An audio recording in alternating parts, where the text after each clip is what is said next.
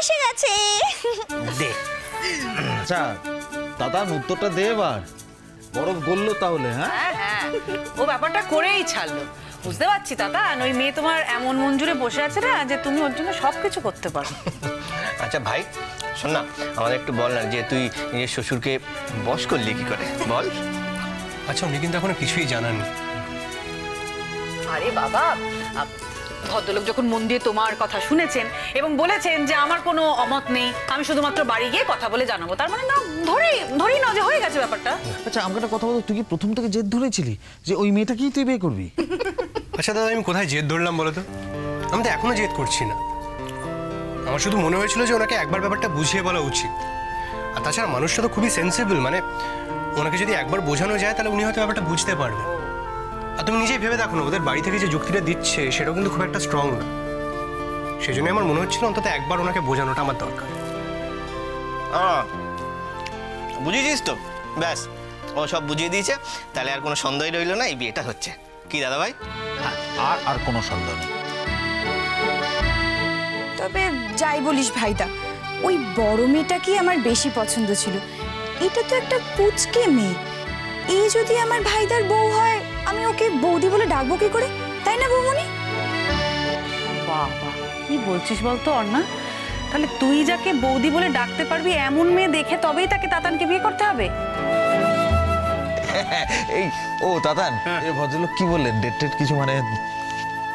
আচ্ছা এবার কি আমি ওদেরকে ডেটটাও জিজ্ঞেস করবো? কি অদ্ভুত প্রশ্ন না দাদা ভাই? না না, দেখ দাদা, আমি একটা ক্যালকুলেশন করেছি। ভদ্রলোক আজকে বাড়ি যাবেন, বাড়ি গিয়ে বউয়ের সঙ্গে আলাপ আলোচনা করবেন। প্রথম বউ রাজি হবে না, হ্যাঁ, ব্যাগড়া দেবে। তারপরে ভদ্রলোকের মনে হবে যে এই সুপাত্রকে তো হাতছাড়া করা যাবে না, তাই উনি গিন্নিকে আরও বোঝাবেন, অনেক বোঝাবেন, এবং অনেক কষ্ট সাধ্যের পরে ভদ্রমহিলা রাজি হয়ে যাবেন। তারপরে ওরা বোঝাতে যাবে নিজের ছোট মেয়েকে। এবার ছোট মেয়ের তো পেটে খিদে মুখের লাজ। মানে যেই পাত্রের সঙ্গে দিদির বিয়ে হয়েছে সেই পাত্রকে বিয়ে করতে একেবারে রাজি হয়ে যাবে কি করে? পারবে না রাজি হতে। তাই ওই 3-4 দিন সময় লাগবে, বুঝেছিস তো? তাই এই কটা দিন তোকে পেটে গামছা বেঁধে থাকতে হবে। আরে কি হচ্ছে? নতুন খোরাক পেয়েছো তোমরা সঙ্গে? আরে বাবা চেঞ্জ করতে হবে, কাজ থেকে ফিরে চেঞ্জ করতে হবে। আরে দূর বাবা, চেঞ্জ করা অনেক পড়ে আছে, আর তুমি চেঞ্জ করবেও। কিন্তু এই যে পিকলু একটা এরকম অফেন্সিভ কথা বললো, হ্যাঁ তুমি, আমি তো দেখছি তোমরা কেউ বিন্দুমাত্র সেই নিয়ে মাথা ঘামাচ্ছ না। আমি খেয়াল করেছি গাজুরি, আমি খেয়াল করেছি। কি বলো তো? কি? আচ্ছা পিকলু একটু আগে বলছিলি না যে তাতান পেটে গামছা বেঁধে বসে আছে খবরের জন্য। তা পেটে গামছা ব্যাপারটা কিন্তু আমরা খিদে পেলে ইউজ করি। তা তুই কি মিন করতে চাইলি? মানে তাতানি ঝাংরি খিদে পেয়েছে। আচ্ছা দাদা ভাই, এবার কিন্তু ব্যাপারটা একেবারে বিলো দা বেল্ট হয়ে যাচ্ছে, মুড়ি হাস্যকর না এই ব্যাপার। শোন, আমি তোর সাথে কথা বলছি না, আমি পিকলুর সাথে কথা বলছি। ও একটা ভুল বলেছে, আমি সংশোধন করে দিচ্ছি। কি তাই তো বিষয়টা? তাই এই না সরি তাতান, ভুলটা আমারই হয়েছে। এই শব্দ চয়নটা একটু ভুল হচ্ছে, এখানে অন্য শব্দ বুঝবে। হ্যাঁ, শব্দটা হবে তীর্থের কাকের মতো চেয়ে বসে থাকা, তাই না বৌমনি? খুব পাকা হয়েছে না মেয়ে, তাদের লেকপুল করা হচ্ছে। আরে তোরা সব বাবা, এই তো একেবারে চাঁদের হাট বসে গেছে। হ্যাঁ, হা হা হি হি। তাতান মা খাবি, নিজেরা খা। কি হলো কি? এটা হসপিটাল থেকে এসে সোজা আড্ডা মারতে বসে গেছে, চেঞ্জও করনি? বাহ, খুব ভালো, খুব। হ্যাঁ রে, এই বুম্বা, ও জানে সব কথা? বলেছিস ওকে? কি কথা বলার কথা বলছো বলতো? উম্মা, আজকে যে ভদ্রলোক এলেন, হাটটা ফেরত দিলেন,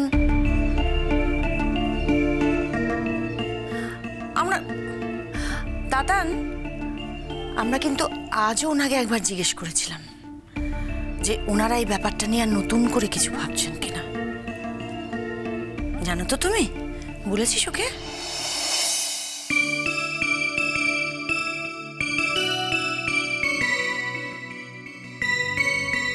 কি হলো রে?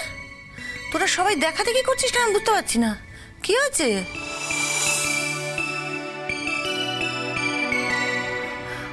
ও বুম্বা, কি হলো বল না বাবা? কি বলবো, বলে দেবো কাম্মাকে? এই দাদা বলে দিই, কাম্মা আমাদের মাই ডিয়ার, কাম্মা আমরা সব কিছু শেয়ার করি। কাম্মা শোনো এই বিষয়টা। এই দাদা ভাই, হ্যাঁ তোমার ডিকশনারিতে মানে পেশেন্স বলে কিছু নেই, সব কিছু এক্ষুনি বলতে হবে। তোরা আমার কাছ থেকে কিছু লুকোচ্ছিস আমি বুঝতে পেরেছি। তাতান বলবি? বল। কাজলি? এই তো আমার বলে দিলে কিন্তু দেন বলে দিল। না করে দিল। এই খ্যাক করে হাসছিস তুই? তুই দেখ আমি তোর সাথে আর কোনো গল্প গুজব করতে আর তুই আমার সাথে আমি কিচ্ছু করবো না।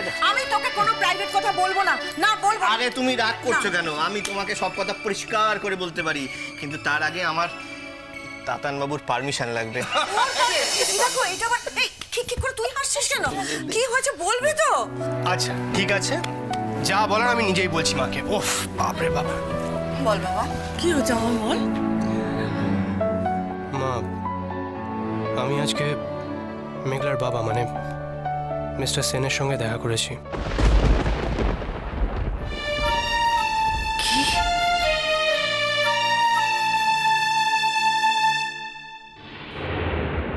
মা, আমি আজকে মেঘলার বাবা মানে মিস্টার সেনের সঙ্গে দেখা করেছি। কি?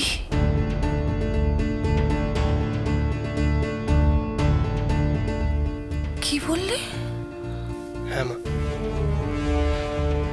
আমার মনে হয়েছিল যে আমার মনে যেটা আছে সেটা অন্তত একবার ওনাকে কনভে করা আমার উচিত। এটা একটু বাড়াবাড়ি হয়ে গেল না দাদা?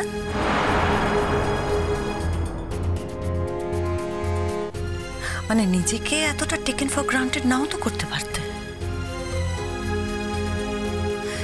কি এমন দেখলে তুমি ওই মেয়েটার মধ্যে যা কখনো কারোর মধ্যে থাকবে না বলে মনে হলো তোমার? বলো, এত ছোট কেন করলে তুমি নিজেকে?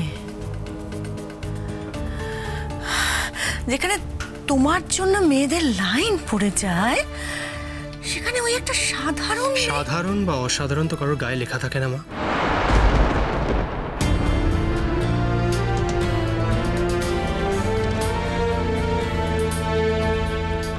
অনেকে তো তোমাকেও সাধারণ বলেই মনে করে, তাই না? কিন্তু তুমি কি সত্যিই সাধারণ মা? তুমি যে ঠিক কতটা অসাধারণ সেটা তো আমি জানি মা। আমি ছাড়া আরো কেউ জানে।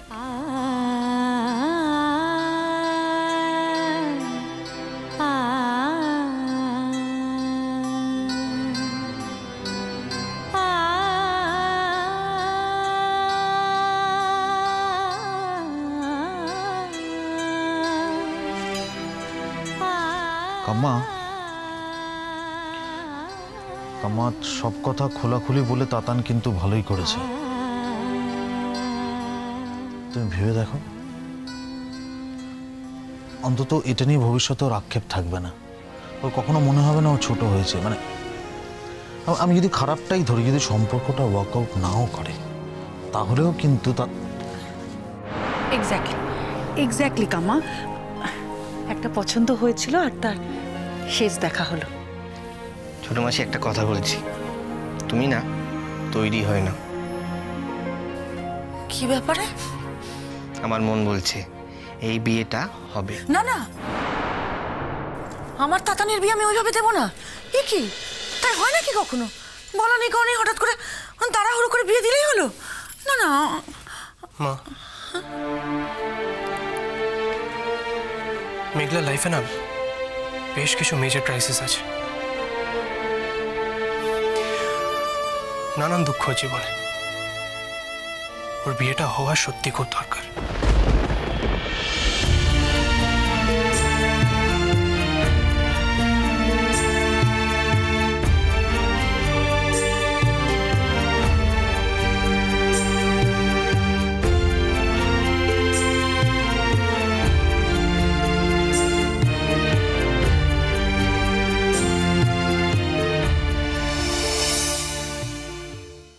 মেয়েকে কাঁদিয়ে এক মেয়ের চোখে জল ফেলে অন্য মেয়ের বিয়ে হবে না, তুমি নিজেই তো বলছি, বলো রে? মানুষ তো রিথিঙ্ক করে নাকি? প্রত্যেকটা মানুষ তার প্রত্যেকটা ভাবনাকে একটু রিভিউ করে, ভালো করে ভেবে দেখে, তারপর তো জন্মের পর থেকে এখানে থাকতে থাকতে আমরা ভুলেই গেছি যে মেয়েটা আমাদের নিজেদের নয়। কি বললো ভাবি? মেঘলা আমাদের নিজের মেয়ে নয়? তার মানে মেঘলা আমার বোন নয়, ও আমাদের কেউ হয় না। তাহলে ও কে? কেন আছে আমাদের বাড়িতে?